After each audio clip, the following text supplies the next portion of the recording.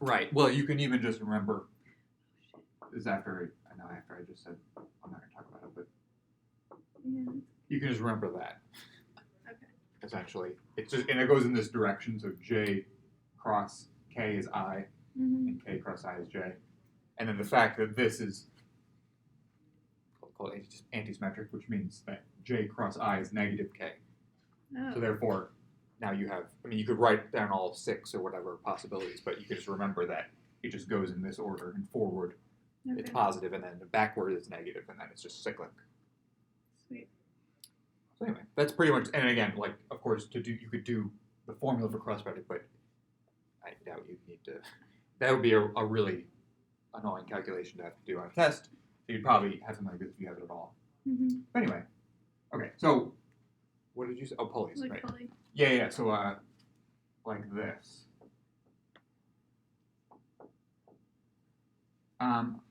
All right, so I'll call this M. The pulley has mass, because why not? And this would be M, little m1, little m2.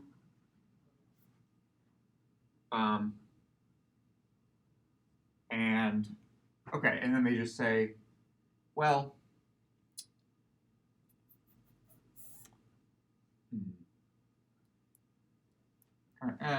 let's say that let's say they tell you the numbers. I'm not going to write the numbers, but let's say they tell you the numbers so you know that M2 is bigger than M1. I'm just saying this because, well, actually, no, it doesn't really matter. The only reason you would have to know something like this to do a problem in this format is if there was friction somewhere.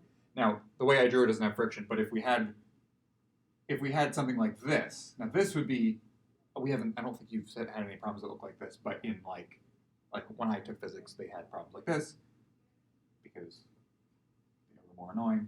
Oh yeah, I remember this. Like 2 blocks on 2 ramps with different angles, and there was friction on both of them, and it could be different. Now that's not that much harder than this. The only hard part is that even if the mass of one is bigger than the other, or whatever, you don't necessarily know which way it's going, and therefore you actually don't know which direction friction goes. So in this case, it would actually, like, you would have to do the problem without friction, see which way it goes, like left or right, and then add friction, because the friction, of course, would be going like the same direction for both of them.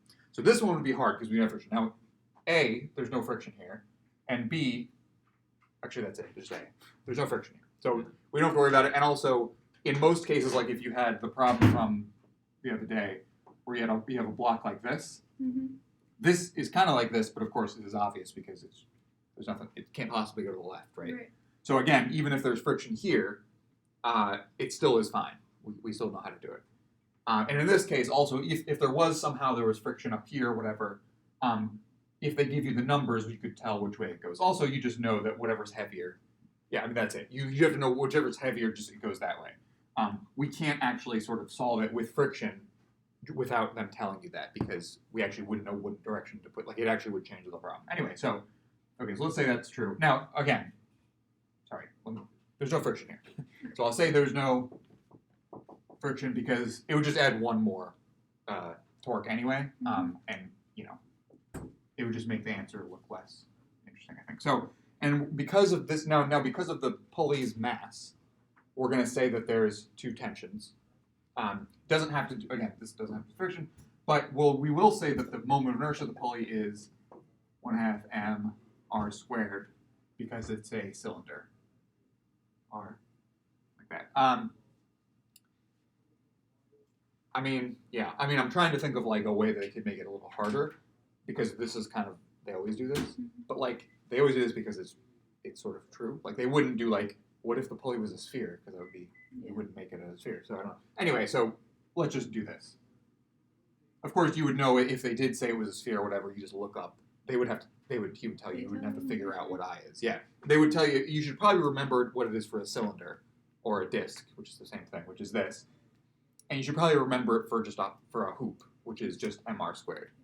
Other than those 2, I can't imagine any that you would have to just know. I even think there you go. Yeah, I imagine that he would tell. Like, I'm pretty sure I you can break I would for just a go up sphere. and Those aren't on my equation sheet. I'm pretty but, sure we can bring that sheet in that has all the moments of inertia on it. Oh yeah, He gave us you that probably pamphlet. can. Yeah. And he said we could bring it in. But for yeah, the first test. I imagine he wouldn't, if you went up and asked him, like, oh, I don't know this moment of inertia, Yeah. but I know how to do the rest of the problem, so if you just tell me that one. Right. like, Right. I think he would. Also, if you did the problem and you accidentally put mr squared instead of 1/2 for this whole thing, Yeah. you probably would get like a point off or something. Yeah. It's not that big a deal. Yeah. Okay, so now we have 3 objects that can move. Mm-hmm. And one, so we have M1, and so we have 3. So 1. So we have 3 free body diagrams. So these are separate universes. Mm-hmm. So of course on each one we have gravity. This is M1G. We have M2G. And now M, of course, we have gravity, and then we have it's being held up by whatever, something. It doesn't matter what it is, of course, because we don't actually care about the net force on this because we know that. I mean, we could actually. Well, okay, that wouldn't be very interesting. We could do that. It would just be the sum. The force up must be equal to all the forces down, which are the 2 tensions, and then the gravity. So that would be a sort of a simple little extra thing that's not related to this. But we do have 2 things. One of them is going this way, and one of them is going this way.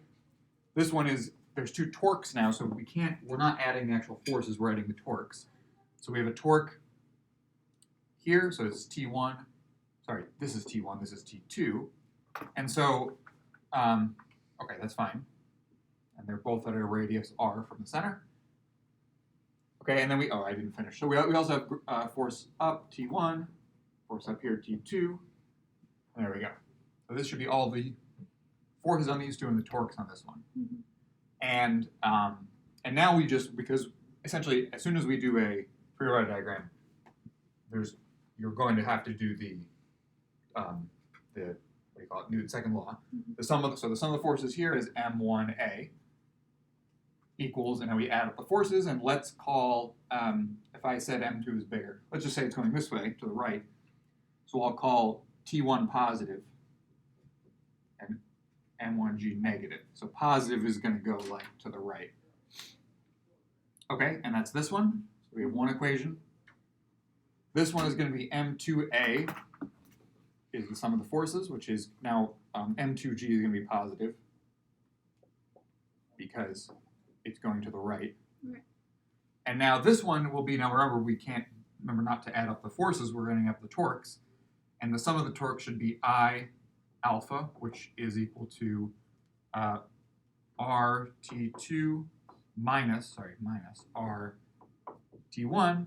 And we can, let's write it now again. This could be just an equation, that's fine. And for a circular problem, you might want to leave it like this. If everything was about rotations and stuff, you might want to leave it with alpha. But of course, we probably don't because everything else is in terms of A. So we probably want to replace this with, remember that R alpha is A. So we're going to replace this with A over R. Mm-hmm. And replace I with 1/2 mr squared. So we see that one of the r's cancels. And actually the other r, so I'm skipping steps just because I'm writing on the board, but the other r is, you can just cancel it from both sides like that. You could think of it as factoring out an r and then canceling on both sides. So this becomes 1/2 ma equals T2 minus T1. And now we know by A we mean the acceleration of the edge of this thing, which of course is going to be equal to the acceleration of the blocks. Mm-hmm. So this is our third equation of motion. So it's not, so again, it's not like this is the correct answer and this is not done yet. It's just because we want to get it into the same variables. This might be the actual better answer for some problems where it's just rotations. If we had like a big disk with a bunch of torques on it or something, we might want to leave it with alpha and solve for alpha or something. But in this case, of course, we care about the linear thing because that's sort of easy to measure. So now we have we should have 3 unknowns because we have 3 equations. Let's see. We have A, T1, and T2, and here we have A, T1, T2. That's it, right? So good. So everything else is a constant. Just keep in mind, because if you forget to change something or you have an extra one, maybe you have a 4th object in your diagram that you need to consider too. That would be, if we had, I'll just give an example. If they put another block here, Mm-hmm. Now what you could do, of course, is treat this whole thing as a single block and not worry about this. But in reality, there is actually a different, like a T3 here, and then you'd have to do a 4th thing with it anyway. So it would end up being exactly the same as if you considered this as its own thing. Of course, if they ask you to solve for the tension in here, well, then you'd have to actually break it up into it and stuff. Yeah. So now we have 3 equations, 3 unknowns, so we can just do some algebra. So we could solve for T1 from this equation, we could solve for T2 from this equation, we could plug them in here, and we should get, and this is where you do some algebra, and I'll try to do it in my head, because that's kind of fun.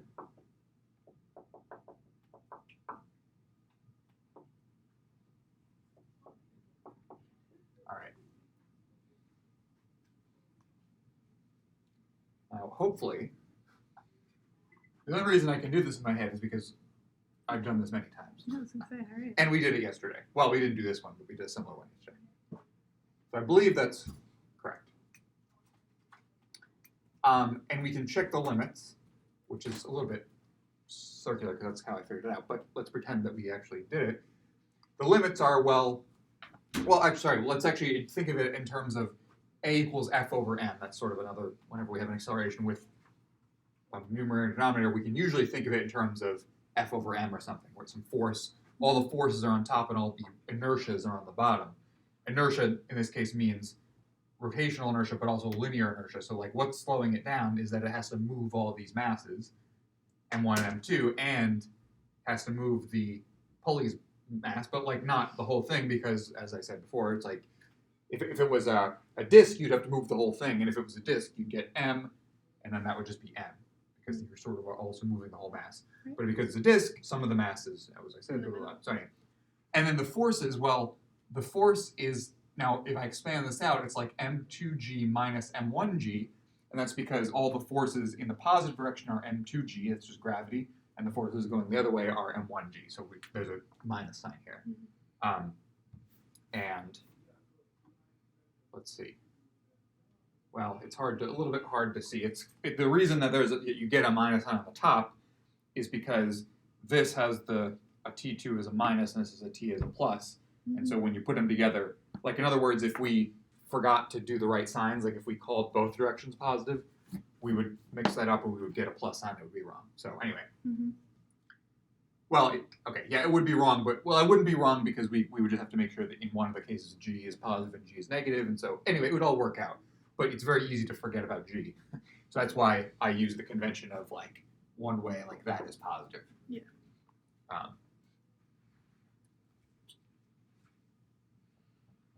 That smells Really good. Yeah. So good. Yep. I'm so Yeah, I hungry. already Wow. I don't know what it is, something fried. I Yeah, don't know it what smells it like is. fried chicken. Yeah. Oh, fried chicken. Wish the people on camera could. It smells Smell it, delicious but, to everybody in the audience. Was the video going? Yes. Yeah. So that's it. Okay. Do you have any? No, that makes sense. I followed. Is there anything that you think that, like, I literally can't? Is there anything you think that he might ask about that you're? To be honest, like, most to of modify his this? questions throw me anyways, so I don't Okay. think I can. I don't think I'm the best. Because I'm trying to like come up with like little things that you could Yeah. change, like changing this, but like they're very. Like if he didn't give you R and you had to find R, it would just. Oh, that's good. That is good. If he didn't give you R and they told you A, Yeah. well, I'm sure then. you could just do this whole thing. Actually, Well, you'll no, saw 'cause that. yeah. Yes, so it's fine if they don't give you R because nothing actually depends on R. That's valid. So, this doesn't depend on R, I should say. Yeah. You can. Well, actually, you know what? Maybe you can't even find If R. they didn't give you. Oh, okay, that's good. You can't find R, and the reason is because at any R, everything's the same. Okay. None of these variables are different. Of course, the actual torques, the value of each single torque is different, but because you're always subtracting them when you run it, then you don't actually see R. So that's actually kind of cool. If everything cancels, the reason is because it doesn't matter. Right. Okay. Cool. That is good though. That's the only thing I can think of.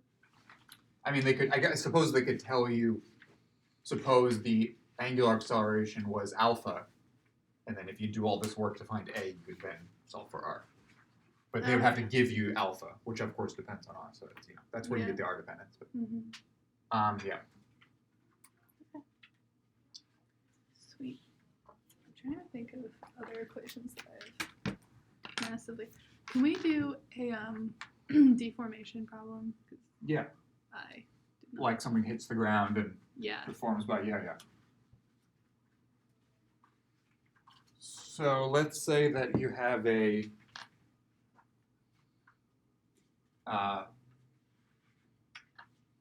block. That's the only thing I can draw is blocks. That's fine. I'm good with it. And then you have the ground, and it's at a height h, and then hits the ground, and the ground deforms. I'll say the ground deforms by delta x. And then they say, what's the average force that the ground imparts onto the block? So I'll put a bar, just means average. Mm-hmm. I don't know if that's used for that, but so the height they tell you is, of course, the height from the center of mass for the block to the ground. But so now, okay. So what are we actually doing? We're going from, this is like an energy problem, Yeah. right? I mean, I guess, yeah, okay, it's an energy It's problem. supposed So to be, yeah. yeah, so where is all the energy at the beginning? Well, it's all in potential, right? So I'm going to write MGH. Now we'll see why that's very suspicious. Well, later we'll see that it seems not quite correct. But we might just think MGH because that's the height that it goes to the ground, right? And all the energy is converted into what? Well, at the end, none of it's in kinetic anymore, right? At the point right here, it's all in kinetic, but when it's all the way in the ground, all of it went into work, right? So all of it went into work, and work is F times the distance it moved x, right? It's really F. It's always F average. I mean, it's really the integral, but if you write it like this, it's just the average. Mm-hmm. Now, this is where you'd be like, wait a minute. If it's deformed by x down into the ground, or if the ground was flat but the block deformed so that it was this big and then it got sort of squished, such that the center of mass is a little bit lower. Mm-hmm. So the center of mass is actually closer to the ground than the actual height. Okay, pretend. I get what you're saying. You said what I'm saying. Yeah, the center of mass got closer to the ground. Yeah. So because of this part, you should think, wait a minute, this is the thing that it was on the quiz that everyone got wrong, I think, right? Me included. Okay. So therefore, we should write something like this. So the height, it actually, the change in height from the beginning to the end was actually this. Okay, that makes sense. So it's always fine. Like if they say, let's say this is the situation, and then they ask you like part A, Mm-hmm. like this is a part B or whatever. Part A says, what is the speed right when it touches the ground, but before it deforms? Then you'd say, so if they ask for speed at impact, then what will we use? Well, we can do energy again, so we can say mg. But now, because we want the speed right here, when it touches the ground, now it's just h. Okay. Because we're It not hasn't considering, deformed. exactly, we're not considering the full picture yet, right? The full sort of when it is ground. So then we get that, because that's just kind of all converted to kinetic. Another way you could say it is, well, what if I consider I'm measuring it from the base, from like all the way into the dent or whatever, Mm-hmm. then I could write it as mgh plus delta x. So this is, now I'm measuring potential energy from like the bottom of the dent or whatever. Mm-hmm. But then I would have to say, then I want the speed when it has a little bit of potential energy left. So I have to, on the right side, I have to still put mg delta x, and of course, those just cancel. Okay. So so the point is that energy problems with potential energy always work as long as you make sure on both sides of the equation you pick the same base point. So you could pick the bottom of the dent as your base point, Mm-hmm. which is what we had to do here because that's where there's only work energy. Mm-hmm. But here we could have picked both, but of course we just have to make sure on both sides it still has potential energy at the end, doesn't vanish. So we have to have this and then they cancel. I guess. Try. Oh, jeez. Slams into a wall. Yep. Came out of nowhere. Yeah, so then of course this is the same as this. Mm-hmm. So then the mass cancels, so this is another example of something that cancels means it doesn't matter. Mm-hmm. And then we could get that V is greater to G, Yeah, 2GH. Huh. For some reason I thought it was G over H. Why would I think that? Could Okay. not tell you. 2GH, yeah, okay. This is true for, I mean, you can see this is a very general equation. Just something falling, what speed does it hit the ground at? Yeah. This is true for every object, right? Doesn't matter, again, you can see the mass isn't in here because it doesn't end up mattering, yeah. Okay, yeah, so then this would be, if you knew delta x, you could just divide, and then we could get the average force. Okay, cool. Makes a lot of sense. And we don't really have to, I mean, in these, like, with the signs, we don't really care too much about the signs, because you can just say, well, if they say the force of the floor onto the block, we know that that's upward, right? Because it's, you know, it's slowing the block down. So at the end, we could just put the sign, whatever sign we want. If they say the force of the block on the ground, we know that that's the same. It's just downward because it's sort of the dual force, and we just take whatever F we get and put a minus sign. So we don't worry too much in here about getting all the signs right for this force, because at the end we could just put the vector wherever we want. This is not a vector equation. This is a, well, it is because it's a dot, but long story. Anyway, the point is that these are all, energy is a scalar. It's not really a vector. So we don't have to care about all the signs as long as we know at the end what vector we want. Right. So yeah. Okay, that makes sense. I'm trying to think of other things I struggle with besides everything. Yep.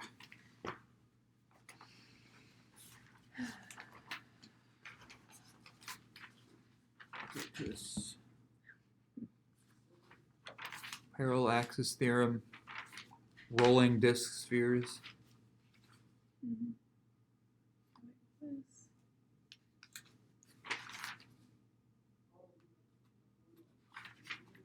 I feel like I'm gonna sneeze, but it's not. Take your time. Conservation momentum. Conservation of I'm just reading the thing he sent that said. I thought you were trying to read my notes. I was like, good. No. Curvilinear kinematics. Sounds. That just means the angular. Okay. Like Oh. omega and alpha. Those are curvilinear R goes with the Greek letter. coordinates. Yes. Exactly. I learned one thing. Yes. Very useful. Mm-hmm. Okay. Cool. It's like rolling without slipping. Rolling without slipping? Well, no, it's the whole like pulley thing, isn't it, that we just did? Yeah. Well, actually, Oh no, that's. let me think. That would okay. So that is rolling without slipping. Mhm. But the only place we had to actually use that information was the fact that we could just compare the torques exactly with the tensions, because it's not sliding along. But, that would be that's too hard. We could do a rolling without slipping.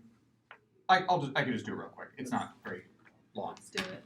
So let's say we have a sphere, and an I for a sphere is, was it like 3/5? Let's just say it's 3/5. Alright. I'm not sure. You should look it up on the video. Mhm. It's either 2/5 or 3/5 or 2/3 or something like that. And it's of course different if it's hollow versus like a ball. I'm gonna call it a ball actually. They would probably call it a sphere. The only reason I want to call it a ball is because a sphere in mathematics means a yes, exactly. The surface of a ball is a sphere. So I'll just say ball so that we know it's still I know there. what you mean. Actually, you know what? I think it's 2/3. I'm gonna put 2/3. I'm gonna look it up. Okay. There's a Wikipedia page, I believe, called list of moments of inertia. I'm pretty sure he gave us a whole sheet on it. Oh. I just can't find it.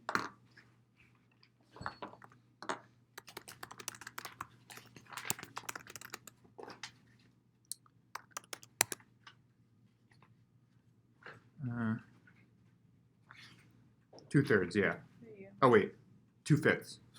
Sorry, a solid sphere, which is the ball, is 2/5, and a thin spherical shell Or a is sphere. or a sphere is is 2/3, Mm-hmm. according to hyperphysics. Sounds reputable. Yes, it's actually a good website. It's just from like it looks like it's last updated in like 1998. Okay. Anyway, so let's say we have this. Let's say they say what's the speed at the bottom. I guess I mean I can't think of anything. Like I'm trying not to make it too like simple because then on the test if you get something more sort of complicated or wordy, you might be like, oh, we didn't do any. But like I really don't even know what he could say. I mean, of course, other than multiple parts, which is fine. But okay, let's just say what's the speed at the bottom? The at bottom of the ramp. And they say it rolls without slipping. If it will never roll with slipping, because that would be very difficult to compute. So now we can treat this as an energy problem, right? I mean, the reason is we know this is because we could compute all the forces on it, but that would be a little difficult because there's also torques and we would have to solve two separate sets of equations of motion, which is not really what we know. Normally when we have a block on a ramp, it's a little easy because we only have one equation of motion, but... Would they give you, like, the height or something? Yeah, they could give, let's say... like the base? Yeah, let's say they give you the... Okay, I don't know. They could give you this 3. Oh, I don't want to say... I was trying to come up with a... For some reason, I was thinking they tell you this is 5, and you know that this is... 3 and 4. 3 and 4 if it's a, yeah, but let's just say H. If they give you something like, if they give you that length of this, of course you could take sine. You know. Yeah, that's what I meant. I was trying to make it slightly harder, but it's A just one side. more equation. Yeah, exactly. It's just one more little thing you have to write. So anyway, let's just say it's H. So and H, let's say, is the, okay, actually, let's say H is this height,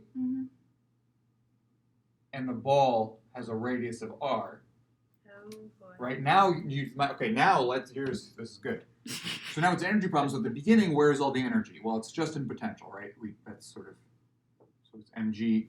Now, what do we put here? Well, there's an h, but are we going to put h plus r? Well, we could, but you know that at the end, when it hits the bottom, which is... Oh, it's still going to be the same. Exactly. It's still going to have a height of r above the bottom. So, of course, we could. We just have to add to the right side, too, and then it was going to cancel anyway.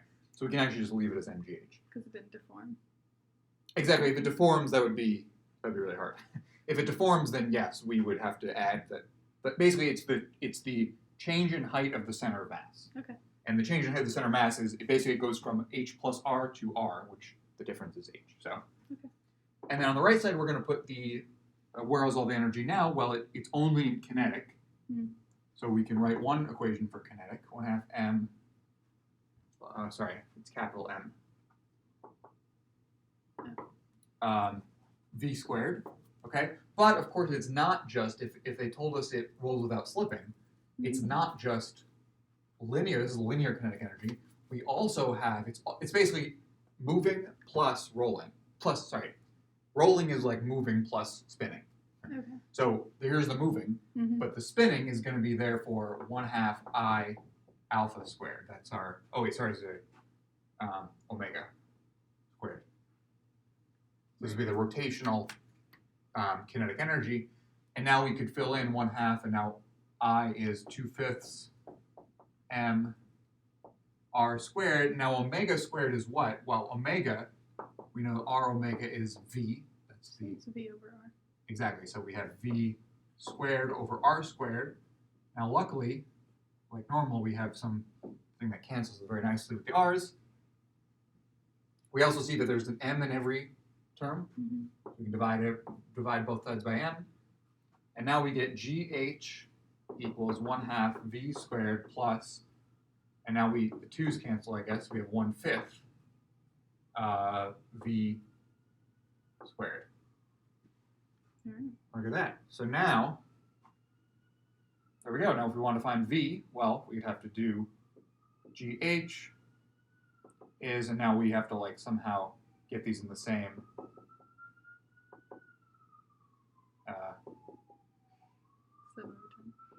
there we go. Yes, exactly. So then we have v is 10/7 gh, like that. I think.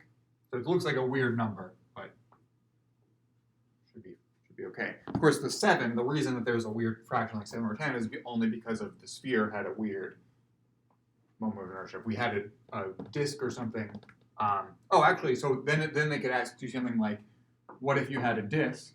Which one would get there faster? Exactly, which one would get there faster? Well, we could do the whole thing again, basically, or not even. You could just sort of see where it's going to be different and just compute the velocity at the end. Of course, if one has a faster velocity at the end, it must have gotten there faster too. Yeah, right. You might it sounds a little confusing because you might imagine, what if one started kind of slow and then got faster? It won't. Yeah. Basically, the reason is because the acceleration is going to be constant for Right. both. So if the acceleration is constant and one of them has a faster speed, So the ball would get there faster, correct? the ball would get there faster. Yes. Because it has a lower moment of inertia. Yes, exactly. Right, exactly. It has a lower moment of inertia, so the sort of like the energy it has to spend getting to start rolling is less. Right. So more of it can be spent on the motion, yeah. Okay. Because they have the same amount of energy at the beginning, or in the whole time, because it's MGH just have the same height, yeah. Sick. Okay. Yeah. Let's see.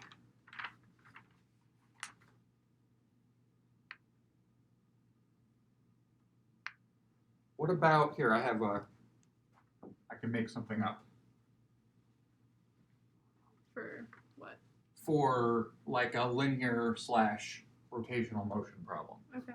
if you want. Sure. And then can we do one of the like bulk modulus ones? 'Cause Oh, I wasn't yeah. here for that, and it's still okay. What This is a the good one. hell No, I are like you this one. I like doing? this one. So this is a height h, okay, Okay. and this is a radius r, and you have Do you want to go to Six Flags or something? That is. yes. This is this is a good one. So let's say you have this like a roller coaster or whatever. Let's say you have a mass m on a thing like this. Now it looks like an energy problem, right? Because there's a height and there's some velocities probably. Hmm. But let's say they ask, what is the minimum height, minimum h, such that it goes around the loop?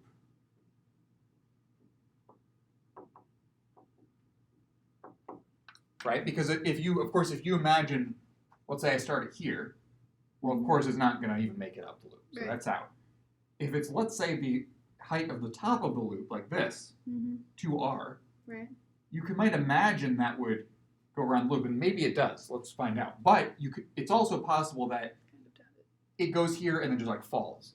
Hmm. Actually, that's, if we imagine it's exactly the height of, it's exactly this height, Do you find what it like, needs to do to get around and then to get solve around the whole loop. backwards to find the h? Sorry? Do you find like what it needs to get around and then you solve backwards to find h? Yes. Okay. Exactly. Because, yeah, so this is, part of the thing is, I think, the intuition is, some people, not you, but some people might look at this and be like, well, it's obviously just 2h because it just needs to get to the top. But of course, at this height, if it gets to the top, then it has 0 energy, so Yeah. it will just fall. So we need to make sure it goes around in a loop. Okay. So what is the condition? So what do you think? This is, Oh, good. I'm putting you on Yeah, the spot now. That would not be a What- good idea. What do you think we could use besides energy? Or including energy, but besides what I just said about making sure it has some energy. We know the minimum h to get to the top of the loop, but we want it to go around the loop. So what else do we need to think about? What other... We didn't talk about this that much. This is probably a little Then too I probably much for that. wasn't. Yeah. Okay, so... I missed like a good chunk of that- class during this fair- period of fair enough. time. No, so. it's okay. You don't have to. That's fine. What we do want, though, is that at the top of this loop, we want it to have enough energy to go around the loop, of course. But that just means that at the top of the loop, if we zoom in to the top, Yeah. we know there's a force of gravity, mg. Mhm. But there must also, basically, this force of gravity Mhm. has to equal the centripetal force of something moving in a loop. That's the big FC. Because if it's not equal, so it basically, if there's a certain, every loop, right, every circle that something moves in a circle on, has a centripetal force that is required to keep it in motion around the circle. If you don't meet that force, you won't be in the circle anymore, right? So the centripetal force for anything moving in a circle is mv squared over r, right? This is just a rule, right? And you can also get the centripetal acceleration, which is just v squared over r. Just a side note. So this is for anything moving in a circle. Now this happens to be a vertical circle, which usually makes it a little more complicated. But of course, it doesn't matter. It's just, you literally just need that speed to keep moving the circle. Now, what provides the centripetal force? Centripetal force isn't just, it's not a source of anything. It's just a requirement on something moving in a circle. So what force do we need? This much. Well, it has to be provided by gravity. It's the only force on it. So if we set these equal, we're finding the minimum condition. Of course, it can have extra force, right? Because you can be sort of pressed into the, into the Rails. Right, exactly. But so if we set mg to be equal to mv squared over r, of course we see the m's cancel, and we get gr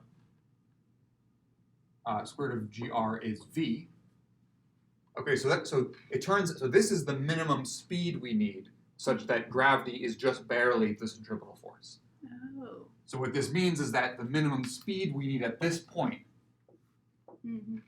is radical gr. Okay. Now, of course, you can see that now with just energy, we see, well, at this point, and we could go back and see what the speed is here, but it's even simpler because it's energy and energy is conserved for the whole process. We see at this point we have how much energy? Well, it's mg2r, because that's our potential energy at this point, plus our kinetic energy, 1/2 mv squared, which is just gr now, equals potential energy mg h, and now we're going to solve for h. Okay. And now here you can see, well, we get 5 halves, right? gr, because we get 2 plus a half. So 5 halves gr equals mgr equals mgh, and of course m and g cancel, and we get that h must be 5 halves of r. So that's the. I know we did it right because I remember this is the answer. But it's kind of weird because it's actually not that much higher. It's only half of the radius more than this height, which is kind of interesting. And also it's important that it doesn't depend on m. It doesn't even depend on g. So if you're on another planet, right, this ratio is still true. Yeah. So it's kind of just a property of circular motion and things. Putting a 6 flag on Mars. Exactly. You could probably Right move all the there. roller coasters, maybe fine. Of course, the velocity might be slower, right, Yeah. on another planet. Like v might be different, but that slower v is fine because it's only compensating a lesser gravity kind of thing. Anyway, okay, that was kind of cool. Yeah, that was cool. That was good. What did you say you want? Oh, bulk modulus. I think. It sounds boring. It sounds boring. I don't even know what Right there with you. What did you have to do? Like, what problems were there on bulk? I don't even remember. Well, I have the only problem I have is a steel bar being held by 2 strings or 2 wires, and you had to find out like how much they stretched. I don't even know if that's bulk, but it could be something else. So you have a steel bar. Oh, I see. And you had to find out how much. That sounds like a Young's modulus. Yeah, that might be it. I mean, the thing is, bulk modulus and Young's modulus are like almost exactly the same. So let's do this one. We can do this one. Yeah. So we have a bar held by 2 wires. I'll say T1 and T2. They have some tensions. And let's say this distance is x2, and this distance is x1. And they don't have to be the same. I'm drawing it very symmetrically. If it was perfectly symmetrical and everything was balanced, you could, of course, just compute one and then you'd have the other. But I think in the problem they weren't, which is. No, I don't think they were. Yeah, and then the center of mass is here. Okay, so let's say the whole length is L. L is the length of the whole thing. And, okay, that's fine. And it's uniform steel bar. Now we know the mass is M. Now they don't tell us anything else. They just tell us these 2 lengths and the full length L. Now we know that, of course. Okay, let's do the. Actually, no. Let's just do. I was going to say let's do the sum of the forces. I have a final answer. So mg is the downward force. It must equal the upward force, which is T1 plus T2. Okay, you could also do, now, of course, you could do the sum of the forces is ma and a is 0, and that's equal to mg minus. Anyway. This is good. Yeah, we got it. Okay, so that's the force picture. Now we, of course, have other pictures because there's two variables here. There must be other equations of motion, otherwise we can't do it. We know that we could use, for example, we have too many unknowns. We have two forces here. So how do we do some equation that relates these two forces together? Well, we could do the torque around this point. Anytime you have too many things you don't want to, too many points that you don't know about, Yeah. Just pick one to be the torque, Okay. torque point. So if we pick this point to be where we're doing the torque around, the sum of the torques is I alpha, but alpha is 0. Mm-hmm. So 0 equals, and then we'll do all the torques this way, downward, or down doesn't mean anything, but clockwise around this point. Mm-hmm. What do we have? We have mg times the distance. Now it's this distance here. Now what is this distance here? This is L over 2, right? Yeah. Because they said it was uniform. They don't have to tell you that it's in the center, because if they say it's uniform, then... L over 2 minus x1. Exactly. So we have L over 2 minus x1. So that's the downward torque, Mm-hmm. which, okay, I'll put a minus then, like a clockwise torque. And then the other direction is T, has the force is T2, and the length is, well, it's going to be L over 2, sorry, it's going to be L minus x2 minus x1, Okay. which is a little, minus x1. It's not going to look nice on the board, but, So, again, this is an example where these are real measurements that you might, like a real situation have, and now it makes the equation look very confusing. Mm. But the principle is literally just we're finding torques, and all we do to find torques is find forces and then lengths, right? So this is one. Mm-hmm. We could even Yeah. do that just to make, of course, that would be sort of the next step, because you don't want a bunch of zeros. It's hard to keep track of the signs, so you should just, put everything like this. So, so this is a length that is just a bunch of known numbers that we know. So it's not a thing. T2 we don't know. Mm. And this side we actually know everything, because we know M, we know G, we know L, and we know X1. I'm assuming all we need to find is, all we need to find is T, because what we care about is the stretching of the wires or whatever. So we need T's. That's the whole point. Okay. Now we actually have two equations with two unknowns. Mm-hmm. We could actually just use these two to solve it. But Okay. of course, if we want, we could solve the third thing, which is put the,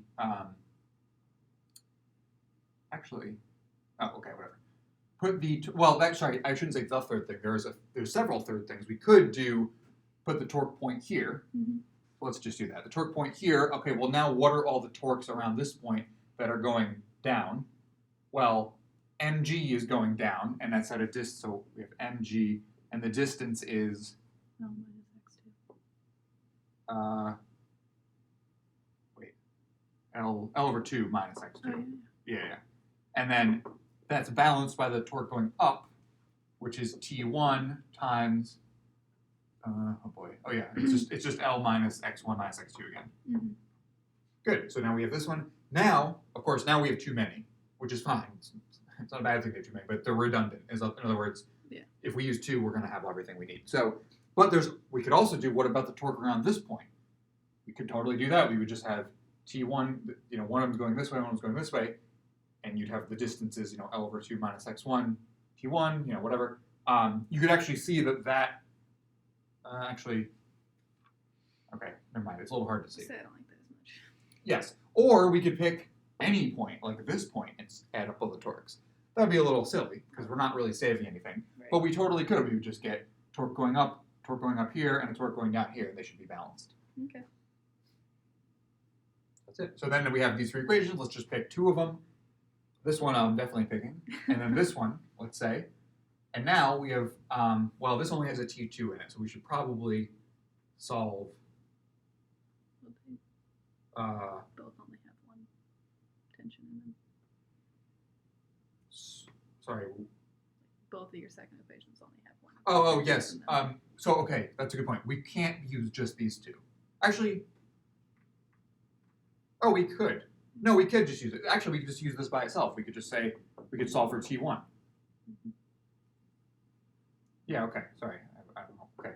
So L over 2 minus x2 divided by L minus x1 minus x2. Yeah, okay. So we don't even need this first equation. Mm-hmm. Of course, we could, if we solve for T2 and plug it in here, we should get the same thing for T1. Yeah. And then we could just solve this directly for T2.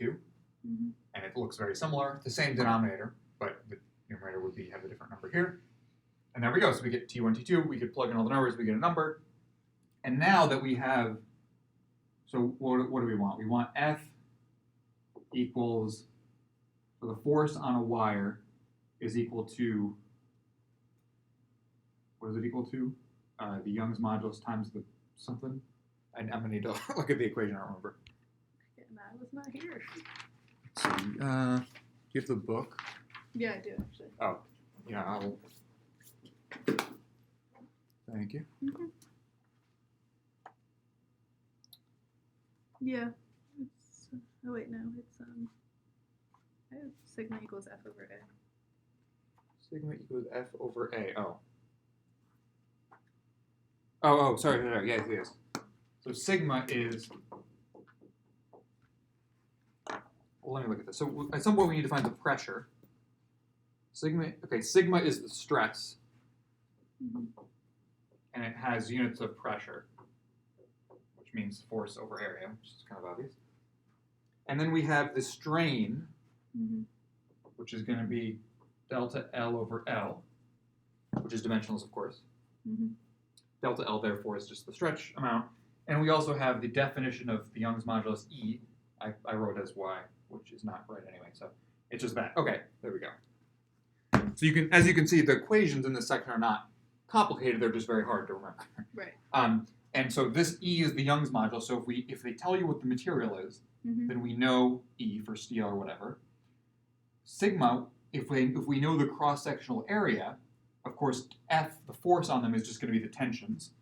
So Yeah. we do T1 and T2 for here, divide it by the cross-sectional area, we get sigma. We know E, and we can just divide them to get epsilon. Of course, we have to know the lengths of them. They have to tell you that too, because if you double the lengths for the same given situation, they would stretch twice as much because Right. there's more to stretch kind of thing. So there you go. All right. So I could even write this as sigma over E is epsilon, which is delta L over L. So if we want to find delta L, which is probably what they want, Yeah. you would just take this, multiply by L, where sigma is. So we could, I could write all in one equation, but it'd be a little confusing. So you can see it sort of became two problems, where one of them is where we needed to find. Mm-hmm. We needed to use torque. That was the key thing, because of course nothing in this seems like it should be rotating or anything. Of course it's not rotating, Right. but everything's not rotating, so that doesn't seem very special. Mm-hmm. But of course, everything that is not rotating, you could always do it as a torque problem. It's just not usually It's equal. exactly the same. As we saw, it gives you the same information. Well, we didn't see it, but it does give you the same information. Mm-hmm. And it's nice because there's only one force balance. Well, there is the left and right. That doesn't help us out thing. There's only one equation with tensions that gives you force, but there's a bunch, infinitely many, that give you for torque. So if you, when in doubt, you can just do another torque Just example. Doing torque. Yeah. I just do that on my whole test. Just Exactly. Like different Everything you can do with a torque problem. You can probably do it all with only torque. yeah, that sounds like a ball. Here's a, well, okay, I won't do it. Okay, I'll say I was real gonna quick. say, yeah, you are. There's a, Well, actually. what if you considered,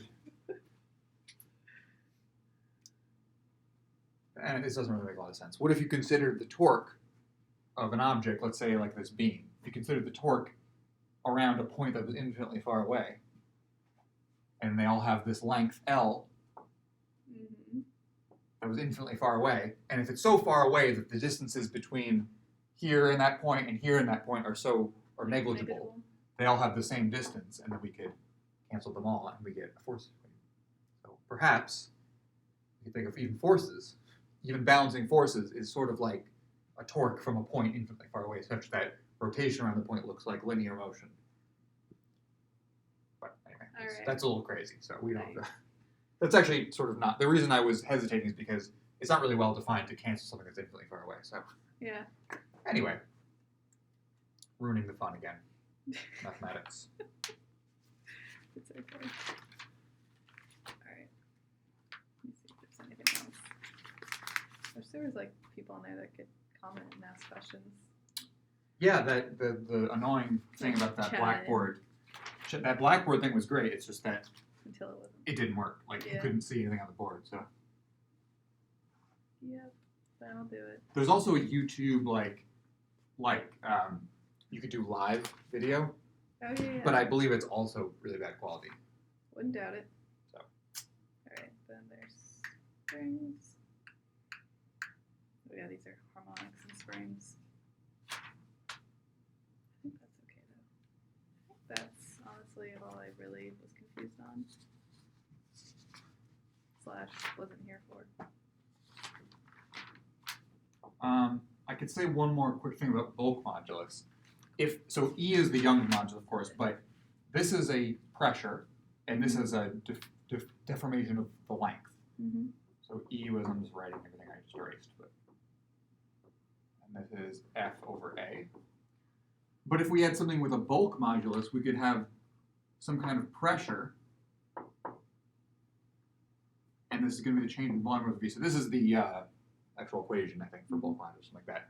This is actually pressure, but of course we could actually convert from one to the other if we just only consider the force and the change in length along one parameter. So if we had a cube made of some steel or some material, Mm-hmm. and it had lengths of x, y, and z, right, and it was being smushed by a force, right, in the z direction, well, we could say that delta v over v for a sphere is just, this is just x, y, z, and if it would be delta, really it would be delta x, y, z, right, and we could use the product rule. It's a little annoying to write it all out. We would use the product rule and get a bunch of things, but we can kind of intuitively see that the change in volume is just going to be if it's only being smushed vertically, Mm-hmm. it would just be delta z times x, y. And anyway, the point is that these cancel and you get delta z over z. And that seems a little weird because we started with a volume and we ended up with a length, and so how did that happen? Well, it's fine because this ratio is dimensionless and so is this, so the units are fine. Yeah.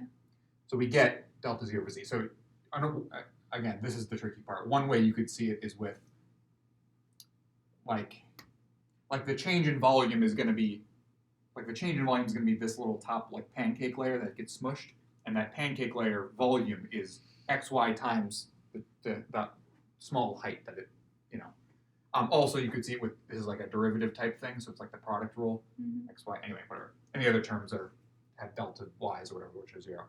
Anyway, the point is that now the change in volume is just proportional to the change in that one axis length. Mm-hmm. And so now we can just use, well, instead of delta v over v, we can use delta z over z, like this. Yeah. And pressure, well, we could just solve for, if they gave us the force, Mm-hmm. we could actually just use the pressure here, which is just F over A, which is just this area here. Of course, this equation, this is kind of like the pressure over all the surfaces. But of course, if there only is one pressure on one surface, we'll just use that one. And then, of course, you get from B just right to E. Cool. I'm not saying they're actually going to be equal. Their values might not be equal, but that's just because, actually, why won't they just be equal? I don't think well, maybe they will be. You took a hard left turn I'm not sure. there. Anyway, the point is that they're sort of the same idea. They're the same thing. If they're not the same as the shear modules, whatever it's called, the other one, I don't remember what it's called. The one that's there's a third one that has to do with bending things. Oh, Shear, elasticity, plastic and elastic. shear modulus, that's what it is. So that's where epsilon, so it's the same equation, it's like sigma equals, what do they use? G times epsilon, where epsilon now is delta x over L, where now you have like a thin rod that you put a force on it this way, and it sort of bends like that, and this is delta x, Mm-hmm. and this is L. So now these are not in the same dimension anymore. Of course, this quantity is dimensionless. That's fine, but and sigma is still the pressure, which is still the force applied over the whole area. So it's the same. Everything's basically the same. It's just that now this is it's completely different. It doesn't have anything to do with like it could be a completely different number. Like some things might be really stretchy, but really don't bend or something like that. So they're the same units as as usual, but yeah. So it's like this one, that one, and that one are all the moduli, so to speak. I think I have enough equations for one test. One would hope. Yes. Lord only knows. Yeah. I mean, I can't think of anything else I can't either.